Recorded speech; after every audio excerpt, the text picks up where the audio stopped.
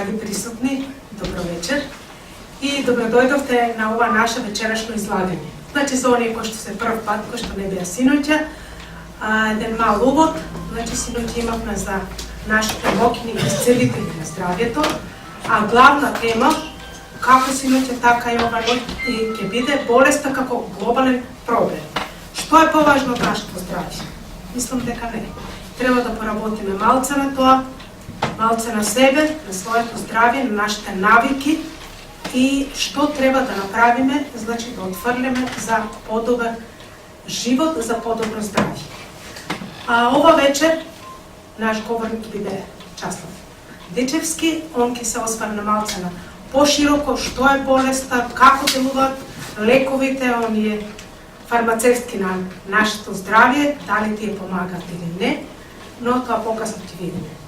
Најпрво, ние ќе отвориме ова наше предавање со една убава песна од нашата мала Анастасија, која што ќе ни пее за милоста Божја.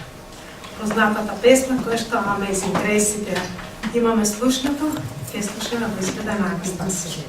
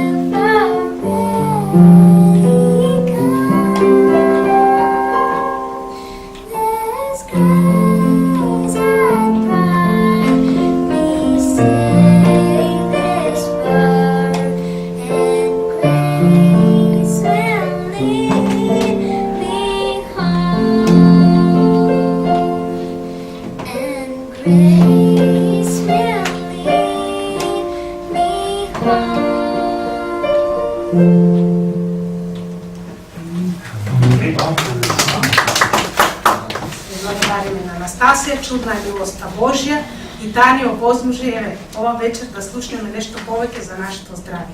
Благодарам, Часлав. Најпред добро вечер за сите. Фала ви што ете повторно дојдете на овие предавања кои што ги насловивме болеста како глобален проблем. И навистина е проблем. Денеска тешко да се најде здрав човек. Постојат многу причини за тоа. Но една од најголемите причини и главна причина е гревот. Кршењето на природните закони, кои што Бог ги воспоставил во човечкиот организам, се причина за болеста. Така да, ете, ќе започнеме со тоа што е болест. Има неколку дефиниции. Има една дефиниција која што ја најдов во Википедија, еве како ја пишува оваа состојба. Болеста представува нарушување на нормалните физиолошки избегнувања во организмот под влијание на различни штетни фактори или пак дека болеста е нарушување на градбата и функцијата на ткивата на разни клетки органи и органски системи. Наједноставно и можеби најприфатливо гледиште според кое болеста е термин кој ги означува сите случувања во организмот кои отстапуваат од природниот тек на живот. Значи, тоа е таа дефиниција за болеста која што наоѓаме во Википедија. Но знаете како пишува Елена Вајт? Вели дека болеста е карактеристичен напор на природата да го ослободи организмот од состојбата која е резултат од престапувањето на здравствените закони. Значи, тоа е напор на природата да се ослободи од тие непријатели. Да кажеме, еве некој е преладен, има температура, организмот веднаш стапува во функција, така? Што прави? Ја покачува температурата, да ги убие тие бактерии. Белите крвни зрнца веднаш стапуваат во акција и така натаму. Кога тоа не би било, човекот едноставно не би преживел. Значи, организмот има способност да се бори против болеста.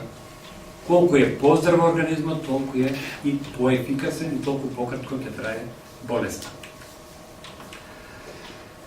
Денес постои голема потреба за едукација. Мислам дека луѓето се малку едуцирани. Иако се мисли дека се доста едуцирани, сепак луѓето немаат вистинска представа за природен начин на лекување. Луѓето се научени како да се лекуваат на сосема поидекон начин. Со медикаменти или со други такви средства. Погледнете ga ова реченица. Причината во која се крие основата на низа болести, но и уште поголеми зла е слободната употреба на лековите. Никогаш науката не била под наводници, така да кажем, толку напредна. Никогаш не имало толку лекови, толку истражувања, милиони долари се потрошени за многу истражувања. Но како последица, што добиваме?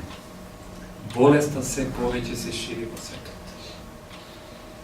Денеска бидна нормално да одиш во аптека и да се враќаш со купчиња на таблети и медикаменти. Значи, кога се болни, луѓето обично не вложуваат ниту малку труд да ја прво испитаат причината за својата болест. Зошто сум болен? Зошто ми се случува ова? И што веднаш прибегнуваат кон овие лекарства. Одат на лекар и доктор, дури не те ни слуша, веднаш припишува некои таблети. Проблемот е тоа. Медикаментите, прочитате ги нуспојавите кои што се напишани таа. Колку не се ни познати тие нуспојави или не се истражени, сокриени едноставно до човека. Тоа е страшно.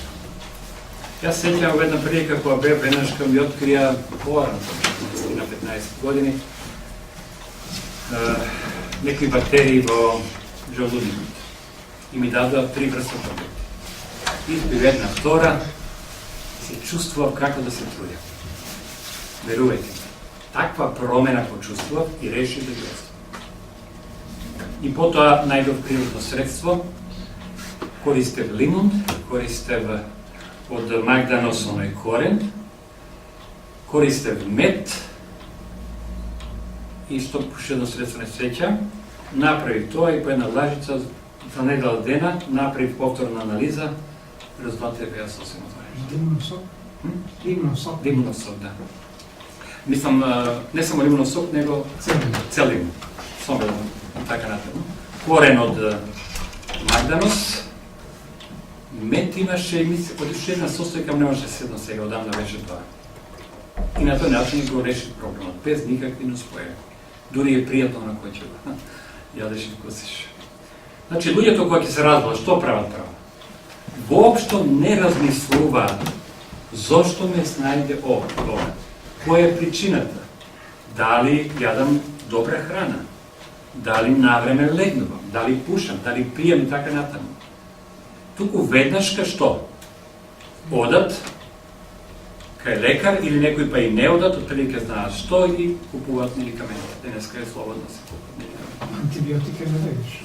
Антибиотици може би не, ali дават много други лекарства. Значи, ги взимат тие лекарства, иако многу малку знаат за нивните својства. Денеска чудни имиња им се дават на тие лекарства. Интересна работа, да човек всушност и не знае што сега.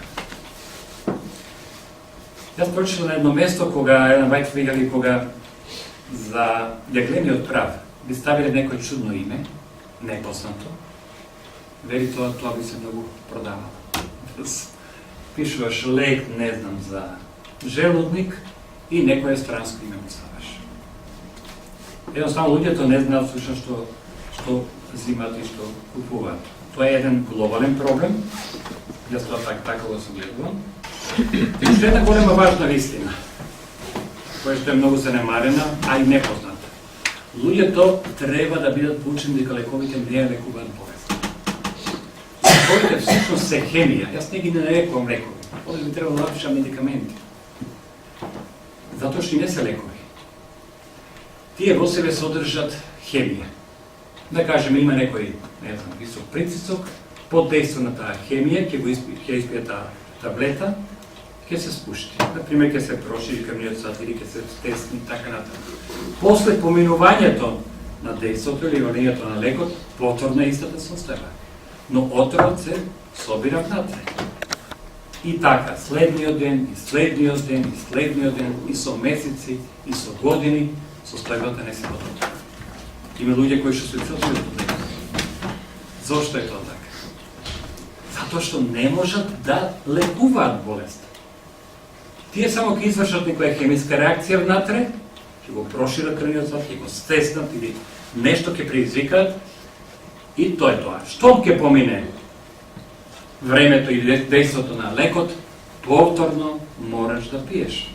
3 пати на ден, така ли, 2 пати на ден, па утре и така натаму, така натаму. Тоа се повторува со година. Состојбата не се подобрува. Туку можам да кажем дека се подобрува состојбата. Затоа и целта на овие предавање е да се пробуди малку свест.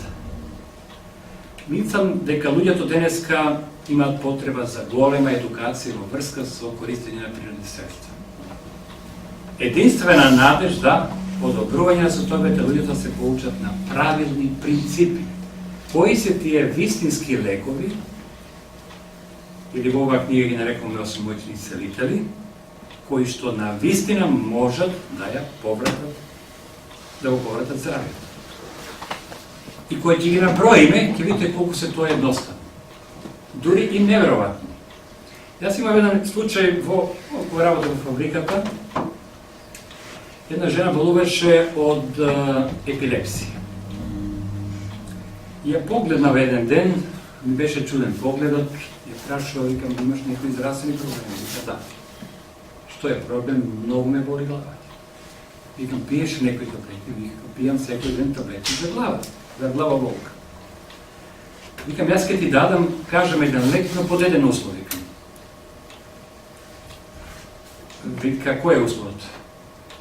Да ми ветиш, викам, дека ќе го примениш. Тоа е условот. Вика, ветувам. Викам, сигурно? Сигурно. Затоа што лекот е многу едноставен. Луѓето не веруваат во тоа. Викам вака, сега кој ќе одиш дома, во една кофа ќе наполниш топла вода, колку може да биде потопло, носите ќе ги ставиш од таа топла вода, колку можеш да издржиш. А во другата кофа ќе ставиш ладна вода. Што поладна. Ако имаш во фриждер, сипи. И во оваа кофа можеш да ставиш и ова од печката, некако се вика пека. Уште поефикасно. Вика ќе го направам тоа. Беше зима. Утрината доаѓа, јас одам, гледам, она вика нешто по мене, јас сум заборавил што. Дојде, отидов таму, таму беа некаде 7-8 жени, таму работеа и пред сите она зборува. Вакво нешто во животот не сум искусила. 17 години пијам лекови. Вакво чувство досега не сум имала. Вика, ова е нешто неверојатно. И сите слушаат, она им сведочи на овие други. Јас тоа веќе имам пробано на себе. Јас обично не препорачувам нешто што сум пробал. sam iskusil. I ona je oduševena. I počela da zborува po fabrikat. I сега јас одам таму во кацалијата кај што работев и доаѓа една жена, Чалсов, ме боли нешто кичмата. Рекам, што ми на овој жени, зашто доаѓа до мене? Беш воопшто заборавме, а она зборувала тајаш. И почна луѓе кај мене да доаѓаат.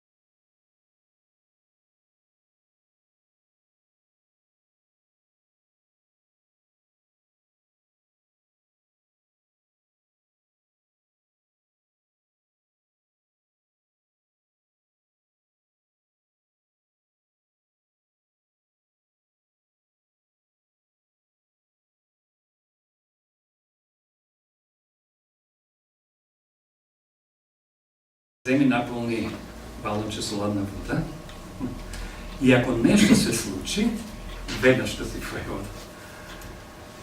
Така и се случи.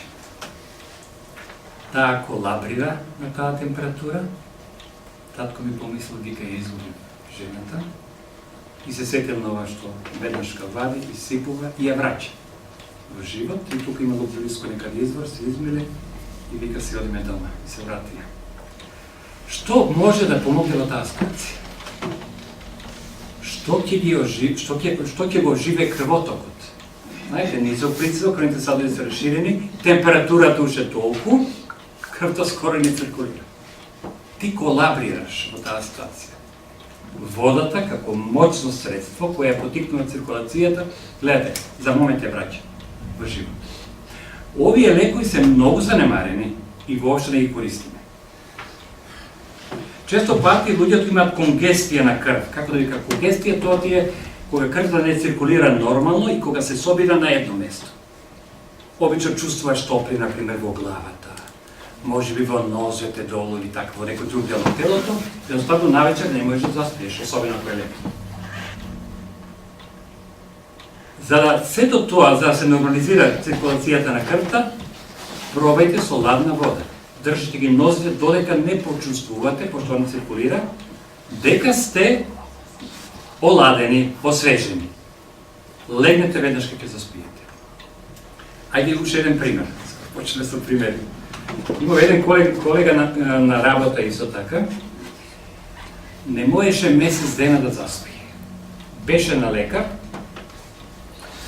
и удаваат таблети некои, не може. Ке заспие некаде 3-4 часот, сега во 6 мора се буди. И он секојаш не наспие, хронично наспие.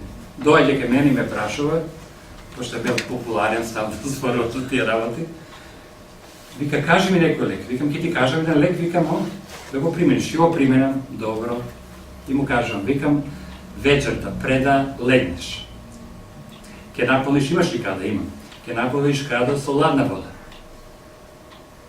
Ке се соблечеш, прво ќе седнеш, велам, и полека ќе се спушиш после, водата тука да ги дојде.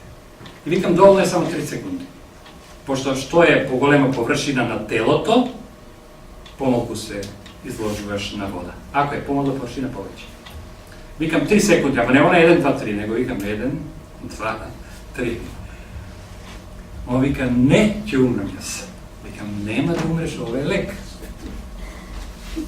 Ќе умрам, па ќе умрам. А интересно, пред тоа жената му беше умрена така пред 5-6 месеци, цело време велеше сакам да си умрам, сакам да си умрам. Викам, еве ти прилика да умреш. Мака да шега, знаеш. Ама вели, не сакам да умрам. И не сакам, викам, цело време си налажал, викам на него. Шегува така. И месец дена не сакаше да ја примени таа купка. И доаѓа, викам, ја ти го кажам лекот, тоа е лекот. Па доаѓа после 2-3 дена, кажи ми друг, викам, ти го кажам лекот, готово.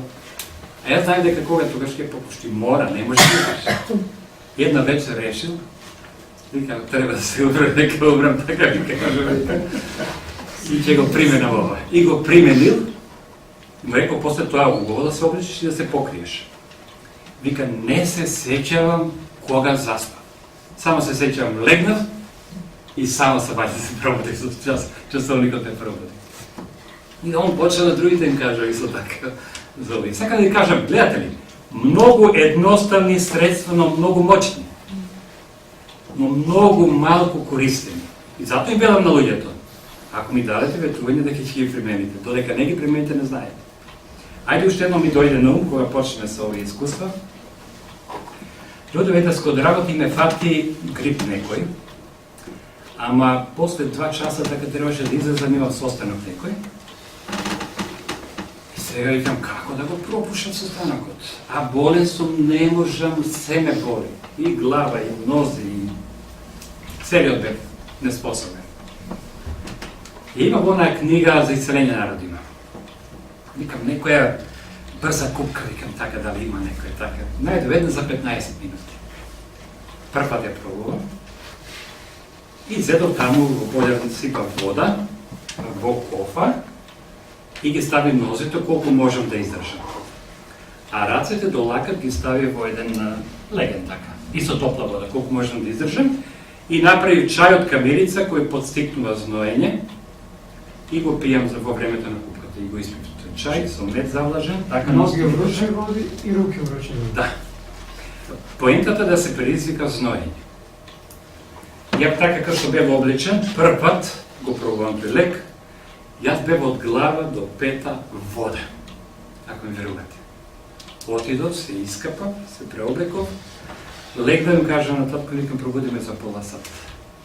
Јас за тој половина час успиел како, толку длабоко како да успиел 5-6 час. Станував, ништо не чувствував. Супер, циркулација нека чувствувам во главата, како да не сум болесен. Отидов таму и си одем и се викам, колку е ова моќно. Прв пат ја применувам. И сега, кога тоа ќе почувствувам, ја не памтам грип може би 15 години, искам да ви кажам, не се ни сеќавам. И ако почувствувам, одма почнам со тоа. Таа купка. Ако не сте болни, нема да се презнојате. Пробајте, ќе видите, нема шанса. Но кога сте болни, ќе видите како од глава до пета ќе видите познојате. Истуширајте се, легнете и острицата на болеста е совладена. Ако треба уште еднаш или 2 пати ќе повторите и готово. А еве ви кажам некој искуство со водата, мало да не овче разборуваше за водата, но ете, така испадна. Природен лек, зборуваме, без никакви нус појави и многу брзо лекување. Додека овие лекови или медикаменти ги немаат успех. Духот на пророштвото не учи вели дека научите го народот дека лековите не лечат. Мислам дека премногу се подпираме на лекот. Тоа е мој чувство. Премногу на овие природни средства. Знаете за оној цитат? Небото одобрува само 8 средства. И тие се средства за исцелување. Изгледаат во наши очи како лудост. Така ли? Како може вода мене да... Природни. Да. Како мене може, не знам, воздухот, сончевата светлина. Тоа се истински лекари. Еве, човек кога се разболува, прво што мора да направи? Прво мора да ја утврди причината. Па и на доктора годиш мора да ја утврди прво причината.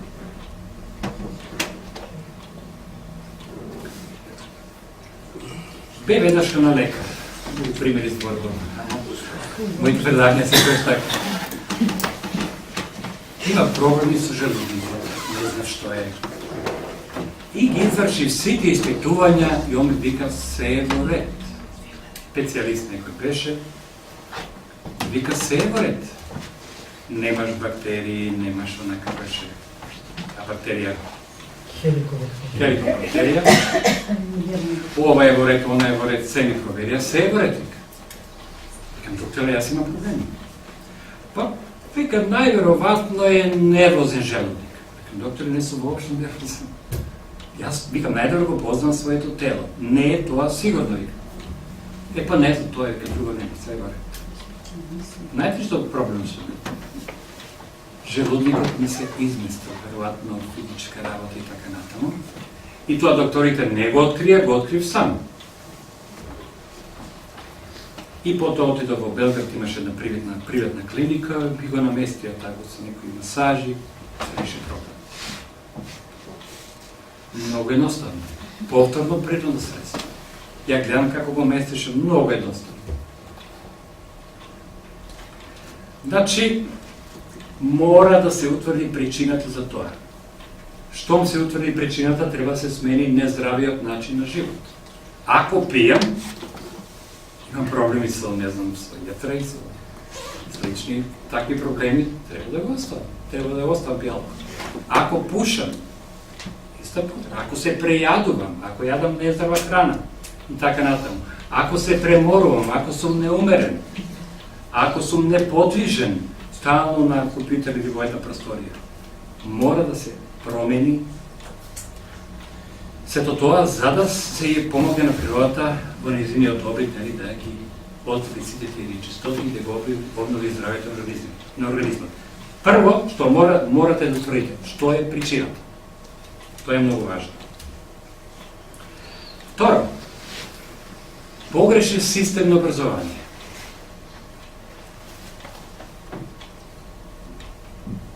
Толку ми е непријатно зборам за мајка ми, али ја ќе ви кажам еден пример, но таа почина пред 5 години. И имаше некои проблеми како со срцето. Ја носам на лекар и дава некои таблети, не знам што тамо, и вика се е во ред. Викам, докторе, жената има проблеми. И јас му кажам дека не е тоа, не е ова. Ме гледа вака, ти мене ќе учиш? Ја имам факултет завршен во Франција, викам, докторе, нема проблем, кај да се заврши? Но вие не го решавате проблемот. Јас не гледам подобрување на ситуацијата. Викам, дали е тоа или не е? Тоа ве молам само преиспитајте. Дали е тој проблем или не е? Пошто неки доктори велат не, други велат да и така натаму, нешто тако проблем. Жената за 3 дена после тоа почина. Тоа рече дека се во ред. Тоа најдобро се остави. Така да, човек денеска не смее да се подпре на такви некои методи на лекување. Погледнете овде. Луѓето обично мислат дека работата е погрешна. Погрешен систем на образование. Секоја работа си има своја вредност. Некој мора веќе да очисти, некој мора ова да го почисти, некој мора да ја обриши прашината, некој мора да шие, да плете и така натаму. Секоја работа си има вредност. А во Божите очи знаете кои работи најмногу ценни? Готвење, така, кројачка и такви слични работи. Додека во овој свет тоа е поценено. Значи, не постои работа, не треба да постои заблуда дека работата е погрешувачка. И затоа што постои такво мислење, младите тежат за наобразба. Наместо да научат некој занает, па да обстанат сами, да бидат независни, да работат, они што тежнеат во некои факултети и така натаму. Зошто? Која е причината? За да не работат. Ако работат, тоа е понижувачко. За нешто. Но нема ништо понижувачко. Сеќам кога имам проблеми со саботата во фабриката и пошто не сака во сабота да работам, и барав преместување во друго работно место, и рекоа, дојде не човек, вика Часлав, сакаш ли да работиш како чисточ? Викам, нема проблем никако. Само сабота сум слободен. И не ми беше воопшто ни срам ни ништо. Искрено ви кажам. Воопшто не можем да работам докато уединението не одреди така. Докато имам друг план, ја бев спремен на тоа. Не ми е тешко. Затоа што знам и безбесен дека работата не е понижувачка. Некој мора и таа работа да ја врши. Да станат наставници, учители, не знам, професори, доктори, така натаму, адвокати. Зошто? За да не работат. Девојките ги сметаат, не знам, овие домашни работи како понижувачки. Сакаат и они наобразба. Готвењето им е како понижувачко, не знам, шиењето, плетењето и така натаму. Затоа е овој погрешен систем на образование е многу раширен во нашето земје, мислам и секаде е скоро така. И мислам дека тоа треба да се промени. Мора да се воведе, например, физиологија во школите. Да децата и младите учат физиологија. Да видат како работат одредени органи, каква поврзаност постои помеѓу органи и така натаму. Циркулацијата на крвта. Погледнете еден цитат од Библијата. Што вели? Душата на секое тело е во каде? Крвта негова. Каде се наоѓа душата? Крвта. Крвта игра голема улога. Во совршена циркулација, погледнете го овој цитат. Совршено здравје зависи од совршената циркулација. Крвта што носи? Крвта е извор на животот. Крвта доаѓа до секоја клетка. Ние сме составени од клетки. Да земе срцето. Срцето е збир на клетки. Раката ми е составена од клетки. Ма секој орган е клетки. Крвта доаѓа до секој орган. Крвта го изхранува секој орган. Кислородот крвта ја носи до секој орган, мора да диша. Така. Па враќаш се надојди вадени чистотиите и така натаму. Ако крвта не е попречувана и нормално функционира, дали имате совршено здравје? Па да. Си примаш храна, си примаш воздух, се што ти е потребно. Ако јадеш здрава храна, нормално ти имаш и здрава крв, така ли? Нема да имаш масноти, нема да имаш за зачекување на тие крвни садови и така натаму. Тромбови. Нема тромбови. Се функционира нормално. Ако се движиш, движењето е подобро од циркулацијата. Ако си на свеж воздух и правилно дишеш, повторно оживува циркулацијата. Воздухот е оживува циркулацијата. Во совршена циркулација, совршено здравје. Правото вели, доколку циркулацијата на крвта во организмот е подобра, дотолку крвта е послободна од пречките и нечистотијата. Крвта го храни телото, здравјето на телото зависи од здравата циркулација на крвта. И кога зборуваме за овие 8 фактори, сите фактори влијаат на подобрување на протокот на крвта. Еве тоа ќе го забележите.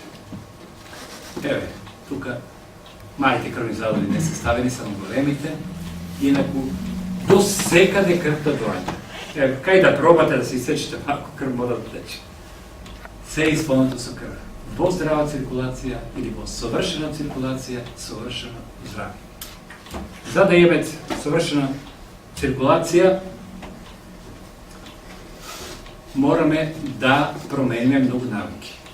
Еве некои цитати. Погледнете. Донесува живот и виталност до секој дел од нашиот организам. Кога е задоволена со соодветни хранливи елементи, прочистена и засилена од допирот со свежиот воздух, гледате, свежиот воздух каква моќ има. Да ја засили циркулацијата, да ја подобри циркулацијата. И колку е подобра циркулацијата, што тоа е? толку подобро таа ќе изврши својата задача која што има на мене. Знаете како срцето пумпа крв и сега крвта треба да дојде до секој дел од телото. Често пати луѓето имат ладни нозе. Сеќам овде ќе дојдеме, пример, мене воопшто не ми е ладно. Некои се смрзнуваат, ладни им се нозете, колената, чорапи се облекуваат, не знам, имат проблеми со циркулација. Обавесно. Крвта, ми се смејат некои, баш се тука присутни. Често пати циркулацијата знае да биде притесната со тесна обувка, например, тесна облека, некоја современа облека и така натаму. Знаете како се облекуваат. Или несоодветна облека. Не знам, облечено до тука, времето не е соодветно за таа температура. Тогаш се јавува она, како се рекува, конгестија. Крвта се повлекува. Таму е ладно, не може да циркулира. Се собира тука. Чувствуваш температура, чувствуваш топотија мака или во главата и така натаму. Тоа е се поради тоа, поради несоодветна облека и така натаму. И тогаш доаѓа до неизмерно трпување на едно место. Не циркулира нормално. Рекоме во совршена циркулација, совршено здравје. И поради тоа се јавуваат главоболка, кашлица, срцебиење. Кога докторот би рекол дека е тој проблем? Кога не го знае проблем. Или лошо варење на храната. Ти имаш проблем со варењето, а проблемот е што? Лошата циркулација. Еве ги природните лекови, кои што се единствените лекови кои можат да го повратат здравјето. Еве ги на број. Чистиот воздух, сончевата светлина, умереност, одмор, правилната исхрана, движењето, употребата на водата и верата во Божјата сила. Дали верувате дека се ова некои? Да. Ако се приженат. Само ако видам таблети да се Еве, лековите се во природата. Еве, кога си вака, една ваква природа. Имаш сонце, имаш свеж воздух, се движиш, така ли? Обнадеш после едењето ќе биде вкусно, и подобро ќе се свари затоа што соколите подобро се лачат, тогаш, кога ти е вкусно едењето. И така натаму. Тука повеќето лекови ќе ги најдете. Сончевата светлина, која што е многу битна. Премногу сме затворени внатре. Луѓето денеска младите спијат до 12 часот, а преку ноќ, кога е темно, седат. Дали тоа природно? Дали го користат во лек? Дали се лачат тие хормони кои што се лачат од 10 часот навечер? Не се лачат. Проблем е тука. Зошто тогаш толку болести? Па мора да се утврди причината, мора да се отстрани таа причина. Ако легнувам секоја вечер во 3 часот, 4, како можам да очекувам добро здравје?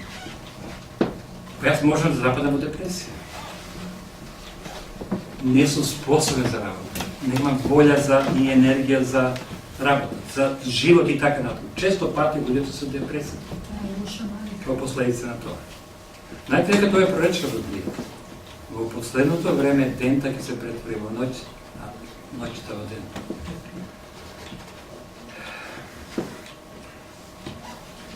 Постои во писмото се споменува една голема физиолошка вистина. Веселото срце е благотворно како мек.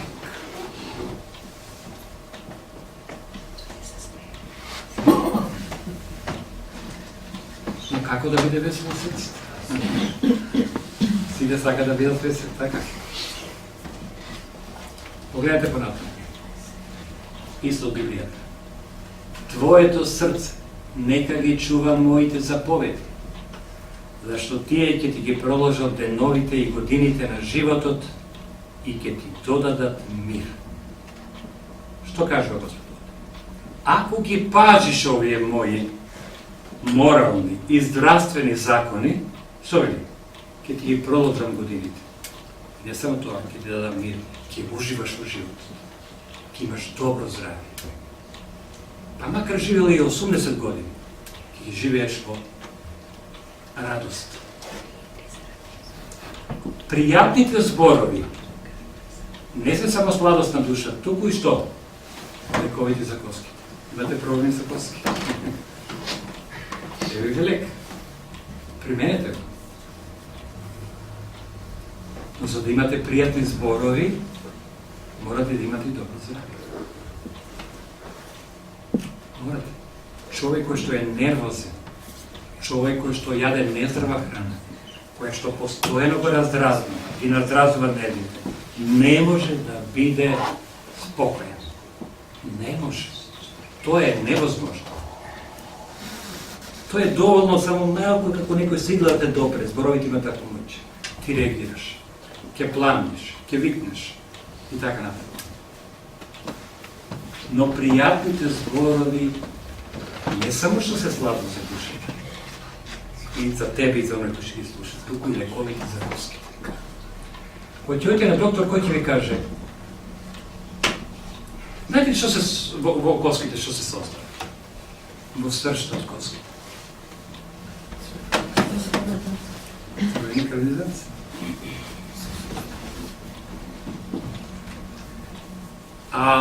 Дали се сеќавате на она друг стих од Библијата? Вели, само да се сетам, Жалостен дух, слуши кости, да, не го мислам на она. Зависта е трулеш во коските. Видите ли, завидливоста какво влијание има? Какво влијание има кога ти си весел, кога си расположен, кога зборуваш пријатни зборови. Но тоа ќе биде ако ги засочуваш моите заповеди. Ако се владееш со нив, тогаш твоите зборови ќе бидат пријатни. Тогаш ќе бидат лековити за коските и така натаму. Многу кажа за вода, сега да видиме Анастасија, Марија и Сара што ќе ни откријат за водата. Значи, песната е Мали капки вода.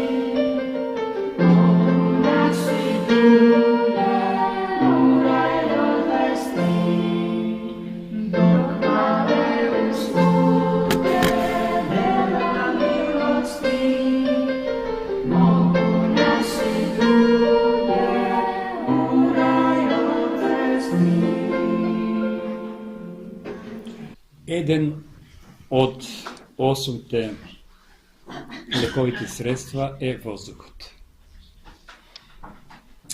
Како да го правилно користиме? Воздух има насекаде, така? Јас кога ги читав овие во почетокот, овие лековите, како е воздушно? Па ја секој ден дишам воздух, па секој ден пијам вода. Па не знам, па сонце ме грее секој ден. Па имам здравствени проблеми, зашто така? Овие се лекови. Но не е така. Ајде, едно од проблемите. За да биде чист воздухот, мора постојано да циркулира и да се менува. Што прават луѓето обично? Ке се затват во простории, па дури ќе ги спуштат ролетите, нема воздух. Ке спијат, нема проветрување. Ке влезат во истата просторија, ако одат на работа, повторно така.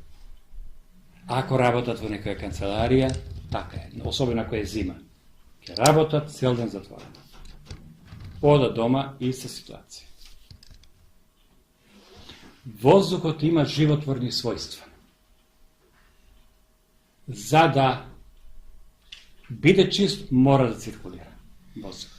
Ние пред да дојдете, ќе отвориме сите врати и прозорци, така да добиеме воздух. Понатаму, свежиот воздух. Кој е свеж воздух? Оној кој што се наоѓа надвор од просторијата. Тоа е свеж воздух. Овдека во просторијата ние дишеме еден воздух, така ли, кој што го има, и испуштаме, исфрламе од организма што? Јагнерот моноксид. И тоа е отровен продукт. Еве нас има овдека околу 30 луѓе, и исфрламе, и повторно вдишуваме, па исфрламе, па повторно вдишуваме и така да. Замислите да работите во некоја фабрика, кај што е затворено, па уште затруено и така натаму, нема дотур на свеж воздух. А воздухот е, погледнете, пациентите ќе имаат многу поголема полза од што? Отколку лекување со медикаменти. Кој излегува надвор, ајде кажеме, еве сега зима доаѓа, па да прошета, па да направи прошетка, па да направи 5 километри прошетка. Престој во природа. Престој во природа. Кој го прави тоа? Современиот начин на живот ги убива луѓето. Болестите се последица на кршење на овие закони. Не може човек кој што живее во природа, не може човек кој што работи во природа и сите овие природни закони ги применува на некој начин, дури несвесно, да биде болесен. Болест ке најдете кај оние кои што се неактивни, кај оние кои што седат, кај оние кои што сакаат да бидат професори, оние што сакаат да бидат учители, кои што се неактивни и дома исто така. Не е лошо да биде професор, само треба да... Да, во ред, али немам ништо пред професијата, далеко тоа. Но обично е така, па мојата ќерка е професорка, што се вика, али обично е така. Животот на чист воздух е корисен и за телото и за умот. Тоа е Божи лек за оздравување. Треба да одиме побрзо. Погледнете, воздухот е повеќе понеопходен отколку храната. Зошто? Па без воздух можеме да издржиме, ајде, 2 минути, па и 3 нека биде максимум. Прашање дали толку може. Без храна може многу повеќе. На организмот му е потребен многу воздух, особено свеж.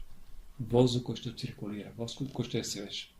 Јас имам обичај прозорот да ми е отворен скоро преку зима, освен кога ќе биде многу ладно.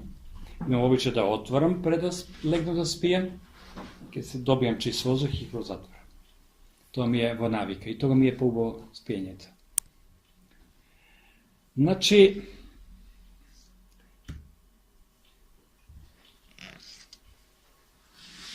еве тоа што го зборуваме пред малку. Белите дробови постојано исфрлаат нечистоти и тие треба да имаат постојан дотур на свеж воздух. Значи, една соба, во која што престојуваме преку цел ден, например, треба постојано да се проветрува. Или да се отвори малку прозорчето, или повремено да се направи една дури промаја, циркулација, излезете од собата, нека се промени воздухот. Повторно влезете во таа просторија. Мора тоа да го правите. Подобар од било кое лекарство.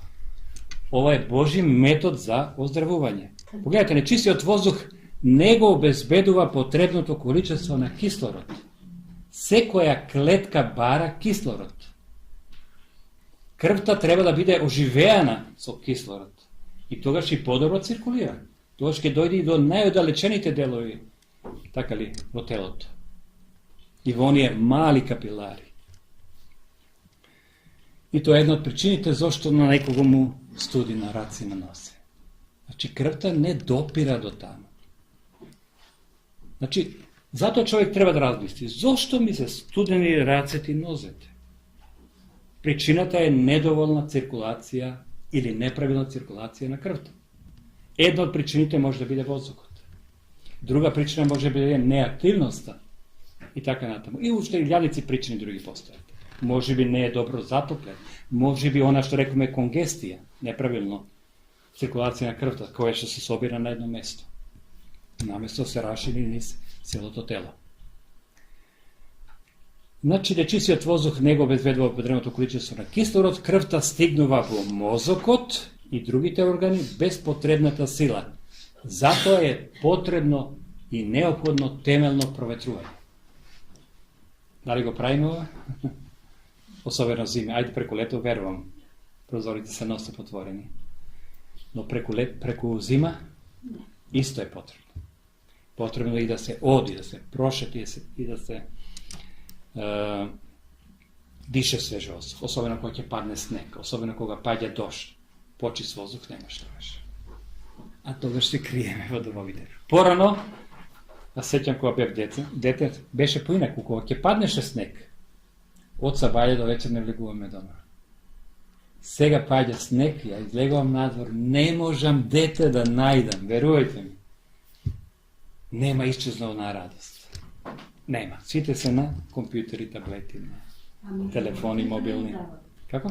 Родителите не дават детство. Вика не изливајте се разборите. Па може би има и тоа поради таа погрешна представа, затоа рекол потребна едукација во тој правец, за да тие заблуди се отстранат. Чај, ако дозволиш еден коментар. Да, повеќе. Сега толку е загаден воздух и актуелно и гумановане земно. Како и да базиво треба стои лутирање и отворање прозор. Като екстремно загадено, прочува да се затвара моментално. До таму сме стигнали. Да, али ти немаш друг воздух. А нема... Тој што е загаден е сепак... Оној надвор е пострашен од оној... Нема надвор натрешен. Тој натрешен го имаш, тој од надвор. Само што е уште позатворен со тоа што ги исфрлаш отровите. И подобро да се провети во такви услови. Не можеш ли да станеш изолиран. Мораш. Сепак тоа е, колку и да е затворен, е подобар од колку оно што е внатре. Или да се изсели во иску. Тоа е најдобро. Тоа е најдобро. На село. На село, да. Погледнете го, баш сега, животот во затворени. Ние кога рекаме, ведеме свеж воздух. Велиме за воздух кој што е надворешен. Тоа е свеж воздух. Воздухот внатре станува задушлив. После некое време затоплен. Прегреан. И тоа му пречи на организмот. Тогаш крвта побавно циркулира, така ли? Мозокот не функционира како што треба, доволно кислород не се пренесува, ја вдишуваш она што го исфрлаш и така. Така да е потребно, без обзира колку е надвор загадено. Подобро е да се отворат прозорите отколку да пресојуваш во една просторија. Треба да се внимава. Сепак треба да се внимава кога се отварат прозорите. Па да, и тоа што викаш, да. Нас кога е посвеж да. И по Обично јас имам една апликација тука. Обично кога е најлодно наутро и навечер расне загаденоста. Веројатно тогаш печките се вклучуваат и така натаму. После 90 часот се намалува загаденоста на воздухот. И гледате, таков живот во таки лоши проветрени простории е воздухот е истрошен и задушлив и го осладнува целиот организам. Никогаш можеби не би помислили дека таа е причина за болест. Затоа е потребно се познаваат овие принципи и да се применуваат. Во старо време луѓето биле по полите. По полите работиле по цел ден, до вечер. И тие луѓе зимното тешко тие така гри. Па да, затоа што се движат, затоа што се поотпорни, затоа што се на свеж воздух, на сончева светлина и така натаму. А сега луѓето не одат на поле веќе. Да, тоа е проблем, тоа е глобален проблем. Тоа е една од причините. Ние ќе зборуваме и за тоа ако се затворени понатаму. дома и готово. физичката активност. Имате еден пример. Не знам дали сте читале за Елена Вајт. Тоа е во оваа книга, ќе го најдете запишане. од прекумерна работа се разболел и се парализирал. Маж на Елена Вајт. И мајката на Јаков Вајт велела дека не треба толку се труди, дека он е, како да кажам, случај е неизлечив. Таа вели, не можам да дозволам да вако гениален мозок пропадне. И што решила? Прво го земала и решила да оди на село. Да го напушти градот. И сега, кога требале да ги стават уздите на коњите, имале дете, се обидувала цело време, не може да ги стави мало дете. И таа вели, го замолила него да ги стави уздите. Како да ги стави? Он парализира, не може. Вика, можеш да ги ставиш. А вика, тој ги многу почитуваше жените, веќе не можеше да ги одвие. И полека, некој успел ги ставил. И вика, он знаеш дека од сега натаму секојаш он ќе ги става. Значи, целта и беше од еден инвалид да направи здрав човек. И така почнала полека. Отишле на село, отишле на свеж воздух, секој ден имале прошетка. Дури и вели еден ден падна многу снег и она облекла чижми длабоки и направила стапки таму, не знам, околу 400 метри и се вратила. И му кажу на мажот, морам и денеска да имаме прошетка. Вика, како? Многу снег има, како ќе да? И вика, кога ги виде стапките мои, и вика, кога може една жена, може и јас. И по стапките неизини одел и ја направил таа вообичајна прошетка. На свеж воздух, сончева светлина, на движење, на овие зборови кои ги, овие работи кои ги применуваме. Кои ги зборуваме сега. Се применувале кај него. После година и пол, он оздравел. И кога ќе дојдат гостите, знаете, болесниците обично се повлекуваат, не сакаат ни да ги посети никој, стално се товарени со својата болест, преокупирани, а она дури намерно ќе викне некој да дојде, за да неговите мисли не ги насочува на себе, кон себе, нели, туку кон другите. Тоа е исто еден процес, добар за оздравување. Какви се мислите, тако си ти. Мислите имаат многу разорно дејство ако се негативни, ако се насочиш на себе. Ако ги насочиш на други предмети, тогаш е многу подобро за тебе. И само ќе дојде пред некој пријател, сега не може да го одбие. И така, комуникација да има секојдневна. И вели после година и пол, ги повикале на некој состанок и требало да Вајт да зборува, а она замолила мажот, вели, треба ти да зборуваш. Он не сакал, она го убедила и кога застала над говорницата и кога почнала да зборува, пред сите присутни се заплакала на целиот глас. И после ја го носи Јаков Вајт кај неговата мајка и вели, мајко, еве го твојот син. За мене тоа беше многу потресно вака кога го читав. Али принципите се запазени. Наето, може би овие природни средства за некој кој што е болен и кој што е нестрплив делуваат споро оздравувањето. Но оздравувањето е сигурно. Сигурно е. Додека со овие таблети, медикаменти, цел живот и болеста се повеќе и повеќе ќе се влошува. Цел живот ќе бидеш под медикаменти.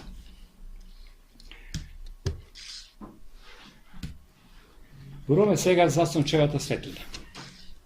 Еве еден цитат од Библијата. Мила е светлината и пријатно е да се види со очите сонцето. Знаете, кој ќе помине зима и сонцето кој ќе малку затопли, сакаш, пријатно ти е, не можеш да затворена просторија, па и во зима исто. Сакаш да го видиш сонцето, сакаш да представиш светлината. Мило е за очите. Ова е еден од лековите кои што Господ ги предвидел за оздравување. Сонцето е од Бога даден лек. Јас учам од растенијата, од животните. Размислувам, ги посматрам, ги гледам. Кога имам, например, некои растенија насадено, едни ги фаќа сенка, другите се само на сонце. Овие се толкави, овие се вакви. Гледате ли какво влияние има Сонцето? А што прават луѓето денес? Се кријат од Сонцето. Бегаат од Сонцето. Јас ги посматрам, значи, имам и цвеќиња, некои се наоѓаат под сенка, некои требата исто. Секаде каде што е сонце, каде што се изложени на сонце, побојна е вегетацијата. Сонцето е од Бога даден лекар. И секогаш, особено некои што работат за затворени простори, мора да најдат време да излезат на сонце. Сеќам, кога бев од Нови Сад, доктор Драган држеше предавање Иванов и рече, од 10 пациенти кои што ги пратил да испитаат витамин Д, дали имаат доволно, 9 пациенти доаѓале со огромен недостаток. Може да замислите тоа. Тоа е поради современиот начин на живот. Луѓето, земете зима, преку зима. Работиш, одиш ноќе на работа, се враќаш ноќе на работа. Еден ден сонце не гледаш. Друг ден сонце не гледаш. Трет ден, може би сабота недела ако излезе на сонце. И тогаш нормално дека се прави хроничен недостаток. Јас проверив пред некој време, викам, ајде, никогаш не сум проверувал витамин B12 и витамин D. И бев таму направив, витаминот B12 беше супер, и D исто така, така да не држи она што велат дека вегетаријанците кои не јадат месо, дека ќе имаат недостаток на витамин B12, барем во мојот случај. Во другите случаи имаше некои луѓе кои што има недостаток на витамин B12, но и луѓе кои што јадат месо имаат исто таков недостаток на B12.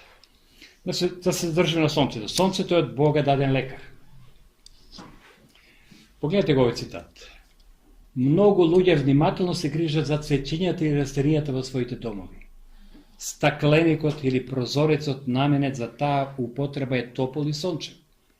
Бидејќи без топлина, воздух и сонце, растенијата нема да живеат и да напредуваат. А како е за човекот? Дали ова правило важи исто? Дали на човекот му треба сончева топлина? Дали му треба воздух? Дали му треба светлина од сонцето? Премалку рековме, мило е да се гледа со очите сонцето. Ако е ова неопходно и потребно за животот на растенијата, колку е тогаш потребно за нас и за нашите семејства? Многу е занемарено како лек сонцето. Мислам дека денешнава младина, па и постарите, премногу малку се изложени на сонцето. Ролетници се спуштат? Да, ролетници се спуштат и така натаму, не се движат на сонце, не се активни, тогаш е нормално и природно да човекот го изгуби постепено здравието. Погледнете како во природата е убава слика. Мило е навистина се види сонцето, воздухот. Под влијание на сонцето гледате како растат овие растенија. Кога ќе затопли сонцето, се буди. Јас имам еден проблем, пошто сакам да произведувам едно парче земја за мене, сакам да произведувам здрава храна и се трудам, има проблем со кромидот. Никако да произведам кромид без прскање, само едно прскање. И се прашував каде е проблемот. Се молев на Бога, Боже, помогни ми. Правим експерименти. Овој дел ќе го оставам неиспрскан, овој ќе го испрскан. Вегетацијата овдека расне, овде се суши. Што е сега проблем? Следната година повторно правам експеримент. Сега помало парче ми е здраво. Повторно, ова ќе се исуши, ова ќе обстане. Тоа само со едно прскање, кога расне. И цело време размислувам, викам, како овој проблем да го решам. Ама еднаш кога се случи, да задоцнем. Секојаш садев крај на февруари, почеток на март. Тогаш беше веќе април. И го засадив кромидот, после некој време одам, го зедам супер здрав, нема потреба од прскање. И јас мислам, викам, па ова е поради тоа недостаток на сонце и топлина, не може да израсне, го напаѓа оној црв и готово. Има време да го нападне. Кога почнав да го садам таму почеток на април, za 2-3 dana gotovo izleglo, već ima toplin, ima sonce. I od toga koga sadam taka, nema problem. Gledate li sonce kakvo vlijanje ima? Gledate li kakva moć ima sonce to? Sunčevata svetlina, toplinata koja što dođe od sonca. Svetlinata i taka nata. Veli, Gospod će go nauči svojat narod da proizvedu zdrava hrana. Sjećavate na tije zborovi? I će go nauči ono koje što saka i koje što bara, ke najde. Može ušte mnogo se zborova da sotiče, no moramo da skratime. Odime za umerenost. Što je vistinska umerenost? Evo je definicija. Vozdržuvanje od sve što je štetno i kakva? Razumna upotreba na ono što je zdravo i korisno. Znači, ja ako jadam banani, pomaranđi, jabolki, tako natom, da li možem da jadam koliko sakam? Ne možem. Razumna upotreba na ono što je zdravo i štetno. To je umerenost.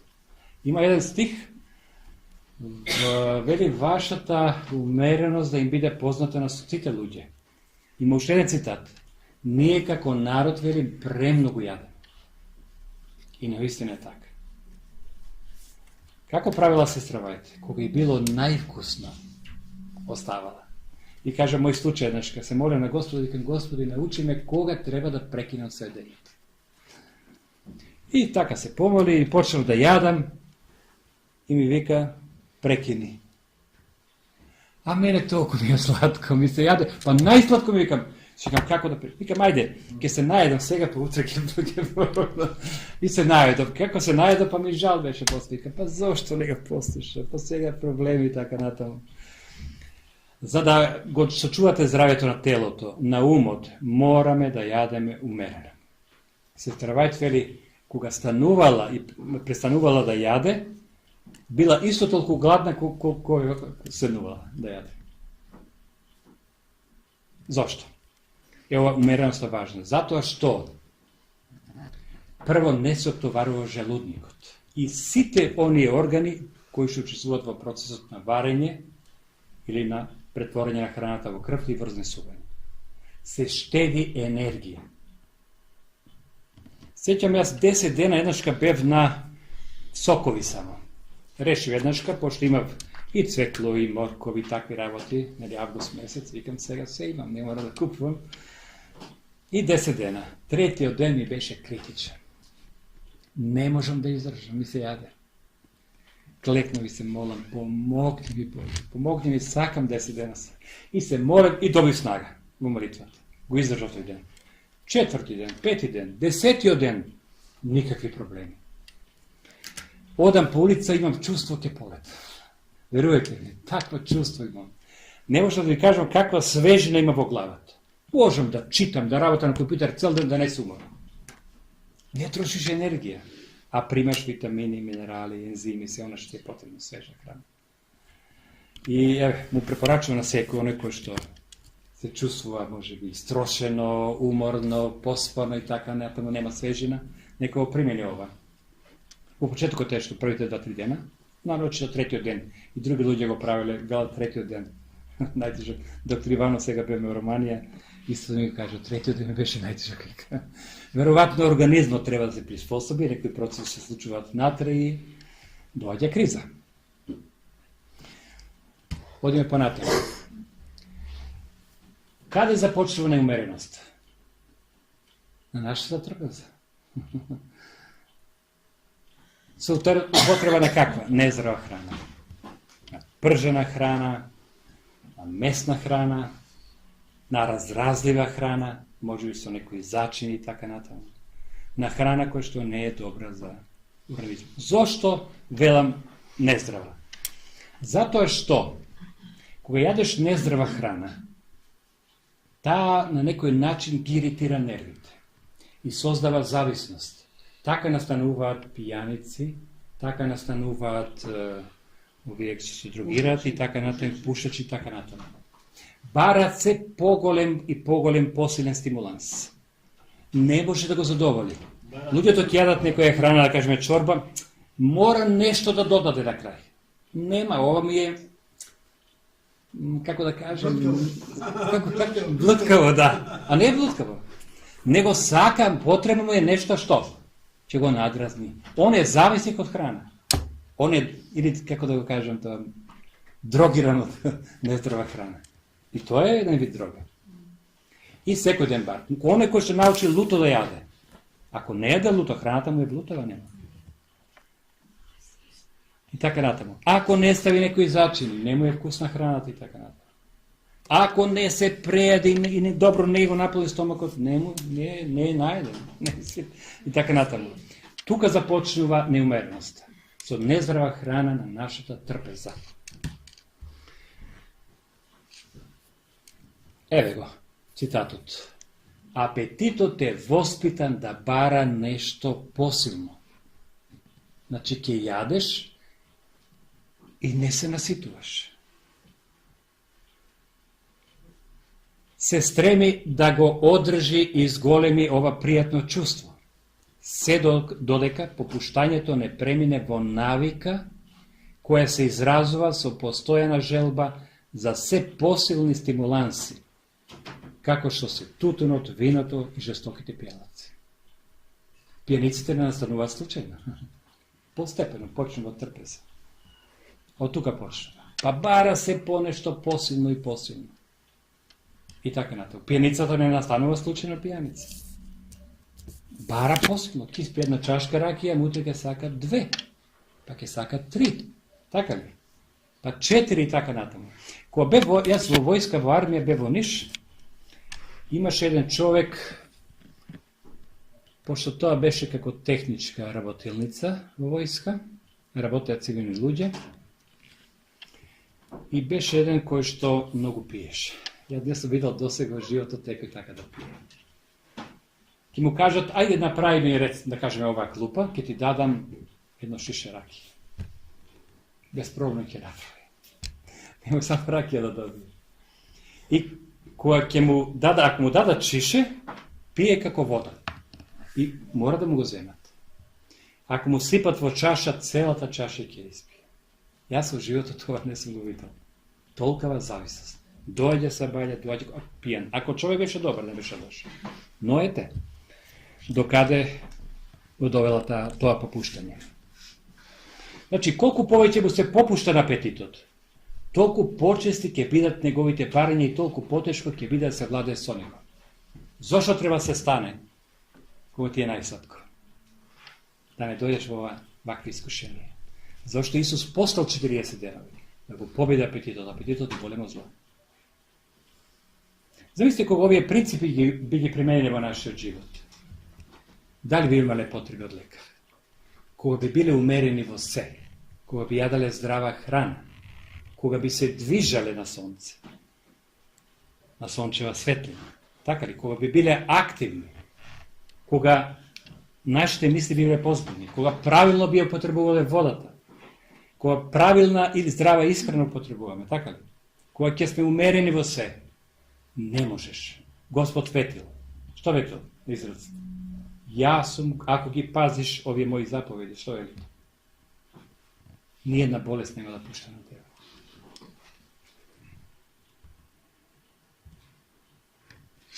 Може да се биде неуверени во работата.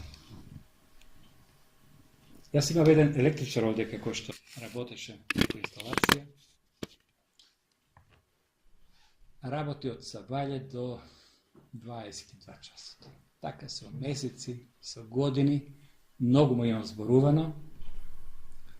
И сега минатиот пат кој дојде, вика, имам хроничен умор. Што е, викам, што е проблемот? Викам, ајде размисли. Приспитај се. Јас она што знам, викам, мислам дека неумерено работиш. Само му звони телефонот, стално го викат, он е и добар како електричар, и вака како човек е добар, и никого не сака да одбие, веројатно и сака да заработи, и така натаму. Но погледнете што е духото прошто. Многу е подобро да се остават некои работи недовршени, кои се предвидени за денешниот ден, отколку да се преморувате, да губите елан потребен за извршување на задачите за следниот ден. Не кршете ги денес природните закони, за да не изгубите својата сила за утрешниот ден. И сега, за да некои добијат некоја, не знам, незначајна добивка. А работат многу повеќе. И така доаѓа до ситуација да се разболат. Потоа имат проблеми со коските, со мускулите, со мозокот и на крајот ќе се претварат може и во урнатели. Ние мораме да сватиме дека здравието е најголемо богатство.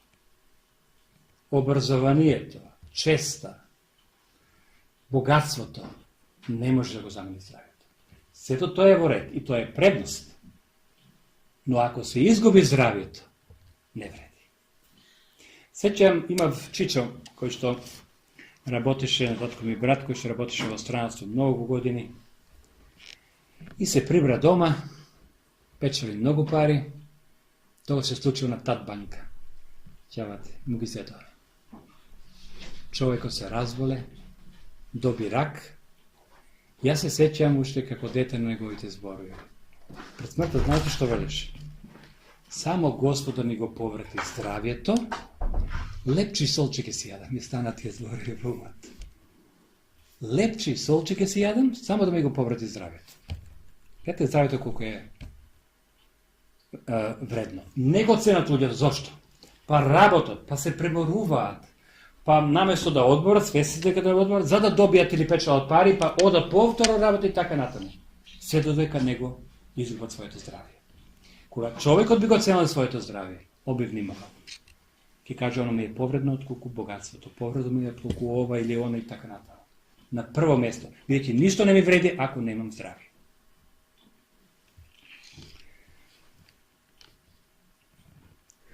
Ми се случувало мене некогаш да претерам со работа и кога мислам, доаѓам дома, викам конечно ќе одморам, што се случува? Некој непредвиден настан. И ти мора да реагираш, а ти немаш сила. И онаа резервна сила што имаш, ја исцрпуваш. И така ставаш подлога за болест. Мора да се биде умерен во работата. Ако ги запазиме овие принципи, тогаш и ќе имаме добро здравје. Во јадење да зборуваме. Умереност. Оние кои работат, кои јадат и работат неумерено и неразумно, тие зборуваат и постапуваат така. Погледнете го човек. Дали јаде умерено? Како ги изгледа во Па ги слика? да не се јаду умерено. Не само делуе алаво. Како да е главен. Како да е главен. Да. Добра слика. Што наведува на неумереност? Еве, кој имате одговорот овде? Се што го попречува варењето на храната, што непотребно го возбудува духот или на било кој начин го ослабнува организмот, нарушувајќи равнотежата на менталните и физичките сили, ја слабе контролата на умот на телото и така наведува на неумереност. Обратете внимание. Ја слабе контролата на умот на телото. Умот треба да владее на телото. Да каже доста е, да се спротивстави и така натаму. Но, ако попушташ, тогаш телото владее над умот.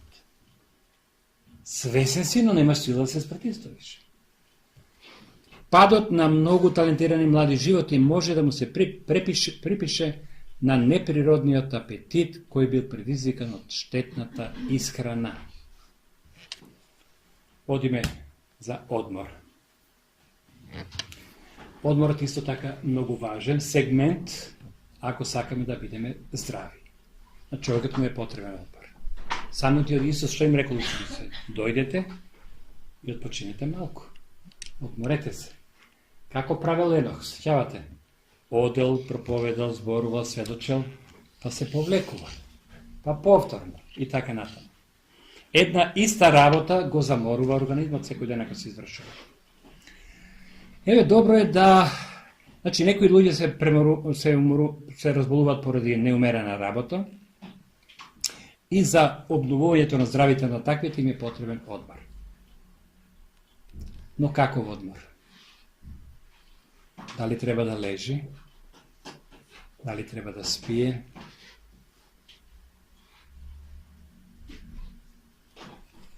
Еве како. Ако би излегле во природа со семејството,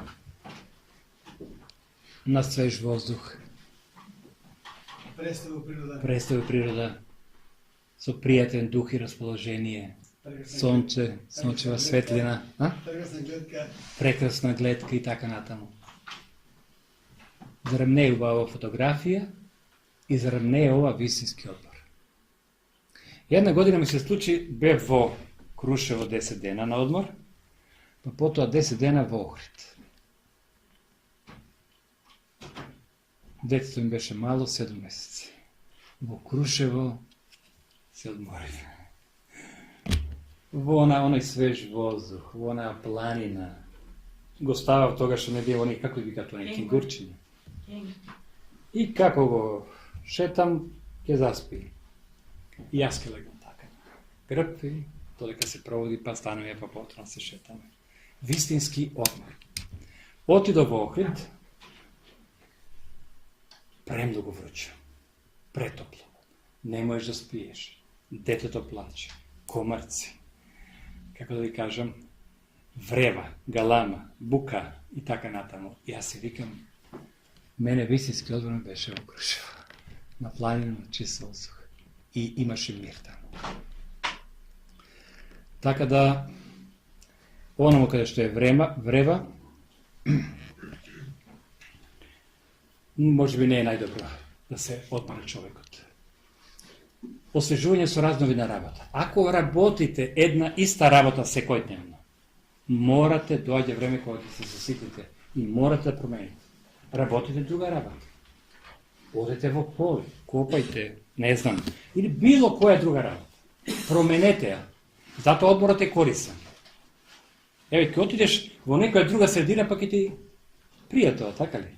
Пријатно ти е тоа. Си променил, мислите си ги насочили по нешто друго. Така натаму. Значи, сакаме да направиме разлика помеѓу рекреација и забава. Рекреација што значи? Зајакнува и зградува. Тоа е вистински одмор. Таа не одвојува од нашите секојдневни грижи работи, му пружа освежување на умот и на телото и така не способува со нова сила се вратиме на сериозната животна работа. Многу е важно да се промени начин работата. Ноќен одмор. Навечер преку ноќ. Јас сум видел крстенијата. Дење не растат. Навечер растат. Кога ќе станам се ваѓа, пораснале. Тоа го приметувам со очи. Така е и кај луѓето. Зашто? Процесот на изградба се одвива во текот на часовите на одмор.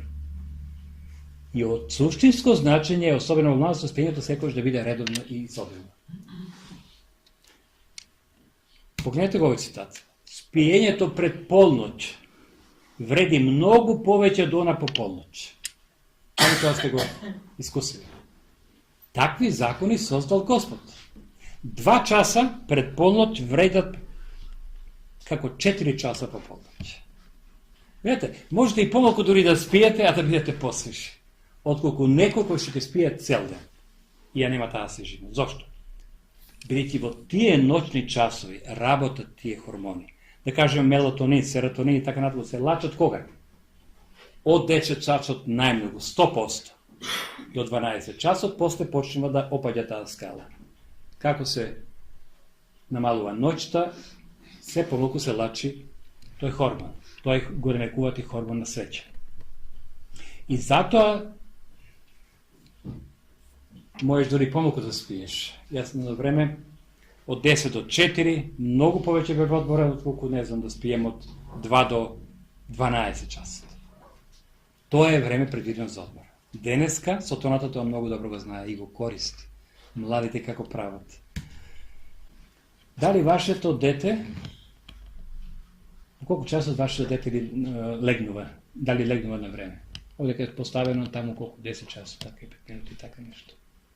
Mnogo je bitno djecata isto da se naučat na vreme da legnuvat, za da može da rastat, za da može da im se obnovi zdravjeto. Pogledajte ga ovaj citat. Ne sozdavajte navika da sedite po 9 časot na večer. Ja steknem navika, moj tatko isto taka, nije sme bosa i po krevet. Može biti izgubam pola časa, ajde vidim neki vesti, tako što ću čuvati obično na mobilen i to je. I ke zaspijem. Ama se budem rano. 4,5, 5 časa, tako nekada ja se budem. Ne možem poveći da spijem. Sabalji isto tako se razvodi to vreme. No onda to na vreme legnuvaš. Pogledajte što vidi. Sve koje svetlo treba da se zgasne. Zašto? Ne može da se lači hormonut. Samo koga je izgasno svetlo. Ako spijete sa zapaljeno svetlo, ne vredi. Samo togaš, koga je zgasnuto svetlo to. Ova pretvorenje na noćtavo den je loša i nezdrava navika. Isto takvото čitanje, na primjer da kažemo studenti i oni koji će čitati, u vreme koga treba da se odmara, mnozi na koji se zanimavaат с умна работа силно го загрозуваат своето здраве. Децата треба се научат дека после 9 часот се гаси светлото. Треба да спијат. Сабаље, кои ќе стануваат кокошките, може да стана слободно.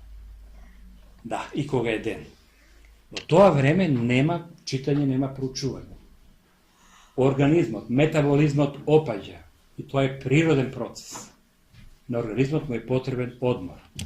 Уште ако во тоа време му се додаде храна, он нема сила да ја свари таа храна, така ви, затоа што опаѓа, што е природен процес, вие можете да заспиете, ама цел ноќ ќе работи организмот, желудникот. И така натаму. И сабаља ќе станете, немате чувство на глад, имате чувство на умор, ви се спие, тоа е последица на тоа. Кршење на Божите природни закони. Пред да оди човек на спиење, барем 2-3 часа пред тоа треба да биде завршена сета работа со варење на храната. Што обично го нарушува сонот и како тоа може да се избегне? Тоа е, што рекоме, јадење пред спиење.